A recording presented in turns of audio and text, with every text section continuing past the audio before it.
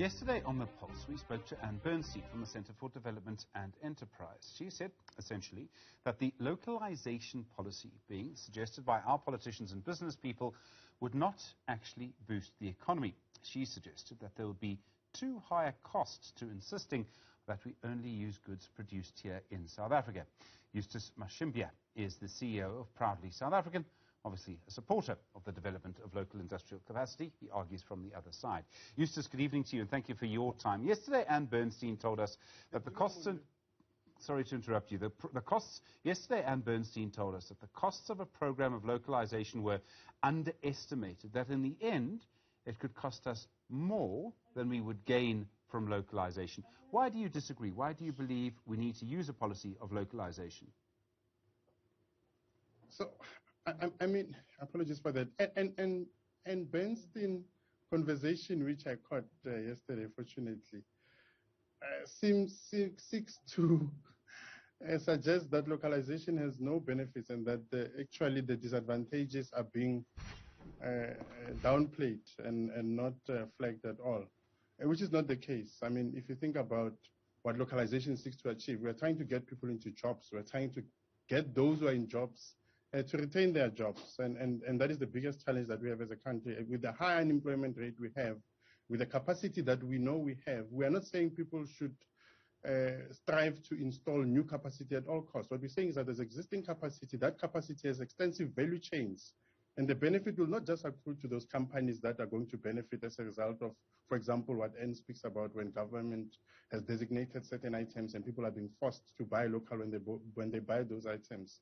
What we're saying is that that existing capacity, which was the basis for determining that designation, there's no sector that was designated without looking at whether there are enough players who will be able to respond to the needs that government has.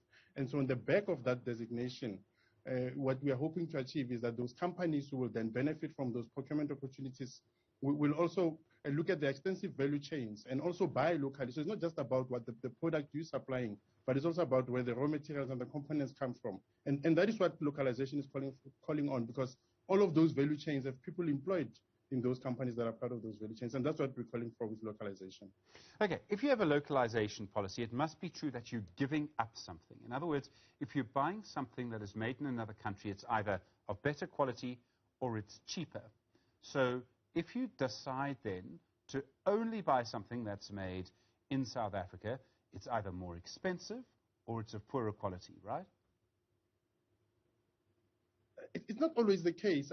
I think there's perception out there that what is locally made is always expensive, and it's not always the case. We have seen in instances where there is a substantive demand, where the demand is sufficient in the country, that economies of scale kick in. Economics has taught us where there are numbers, economies of scale kick in. And so that is what we are hoping to achieve. That is what the designations seek to achieve. Remember, local players will still compete with each other. The competition guidelines in this country will safeguard us against people who are going to collude on price, etc. And also, one of the things that was also suggested yesterday by Anne is that new entrants will not be able to come in. Small, black-owned SMMEs will not be able to come in. But that goes against what we are trying to achieve. That's not true. Once local companies, especially SMMEs, and even the established ones who need to invest further, once they know that they are going to get off-takes in the form of those procurement opportunities which have been ring-fenced for them, then it makes sense for them to invest, for them to build up that capacity. What is the use of building up capacity when you know that the people who ought to be buying from you will all be importing Eustace, all of these things? I'm sorry, Eustace, I don't disagree with what you say, but I am going to ask you to answer the question, which is that it must be true that if a product is made in South Africa and it is either better or cheaper than a product made in another country, everyone's going to buy the South African product. They're only buying the other product because it is either better or cheaper.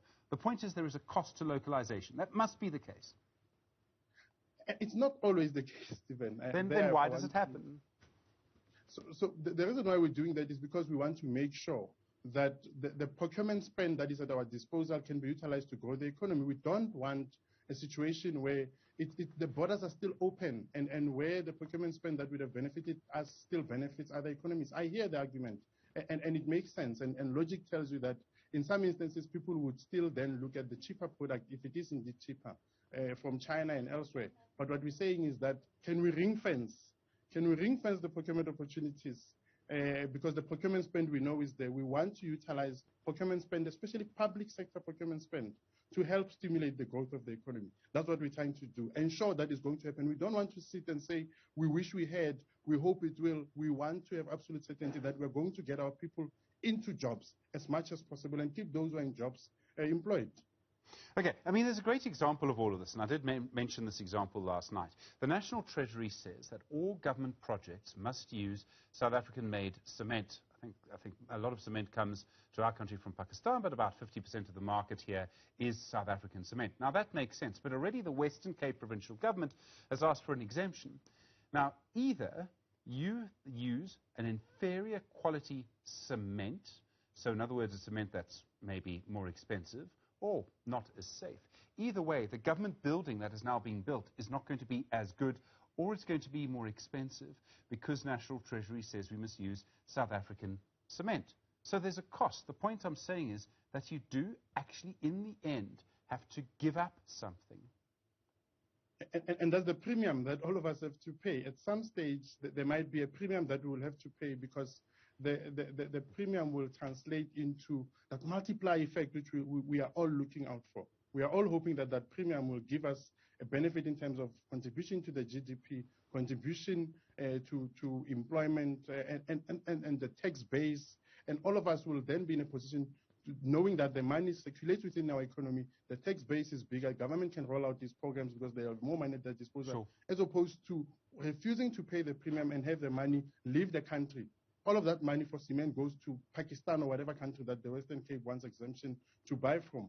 And that is the point. The point is we have to think South Africa first, because our economy is in trouble. Our economy was in trouble even before we got to this COVID-19 pandemic. But that is what everybody must remember. But there are other issues to this. I mean, let's use, again, an example from yesterday, the example of the textile industry. Particularly in the Western Cape, we opened up our economy, and people, instead of buying clothes made here, bought them that were made in China. Now, the reason people do that is because it is cheaper.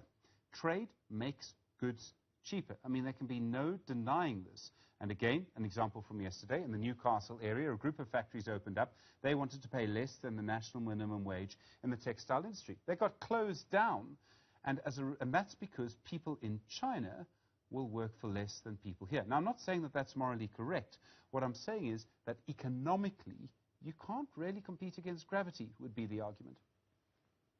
Yeah, but economically, once those factories at the Newcastle close down, what happens to that community? We all know Newcastle, Madadeni, that area, it is built on the back of those factories, and people in those towns Eustace, are employed you're asking a mother to pay twice as much to buy clothes for her children. That's a high cost. But I'm also asking a mother to stay employed. They won't even have money to buy those clothes for their kids if they're unemployed. If you think of Newcastle, let's use your example. In that town, you have higher unemployment rate than you have in other areas, because the main source of employment has now been affected because people don't want to pay that premium. There is a cost, and the cost is dire poverty amongst our people, and that's the sad part, and that is what we must all keep in mind. Eustace Mashimbye, thanks very much indeed. CEO, proudly South African, a very complex argument playing out in our government at the moment.